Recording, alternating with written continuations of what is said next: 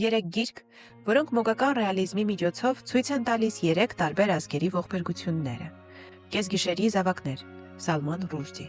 Անկախության գիշերը Հնդկաստանում ծնված երեխաները մոգական ռեալիզմի շնորհիվ արտացոլում են իրենց երկրի ճակատագիրը։ Նրանց կյանքը լի է հրաշքներով, բայց կա նաև արյունալի պատմական համատեքստ։ Ռուշդին մոռանում է ժամանակի մասին ու մի ամբողջ ազգի պատմություն քողարկում է այնպես, որ այս վեպի յուրաքանչյուր մանրուք թաքցնում է Հնդկաստանի պատմության դաժան էջերը։ Կա հայերեն թարգմանություն։ Ոգիների տունը, Իզաբել Ալիենդե։ Այս վեպի կախարդական սյուժեի հետևում կարող եք տեսնել Չիլիի հեղափոխության շրջադարձային տարիները։ Ալիենդեն այստեղ պատմում է քաղաքական դաժանության եւ ընտանեկան անեծքի մասին։ Սա մոգական ռեալիզմի իմ ամենասիրելի նմուշներից մեկն է։ Կա հայերեն թարգմանություն։ Կրասատա էտը գորյա, Էկը Կորնիավան։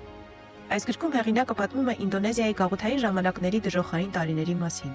Այստեղ նույնպես հեղինակը օգտագործել է մոգական ռեալիզմ, որի հիմքում ընկած է սուր սոցիալական մեկնաբանություններ, պատմության որոշակի դրվագներ եւ իհարկե հիմքում ընկած է այն միտքը, որ միշտ չէ, որ գեղեցկությունը երջանկություն է բերում, ու շատ հաճախ այն կարող է դառնալ անեծք։ Չկա հայերեն թարգմանություն։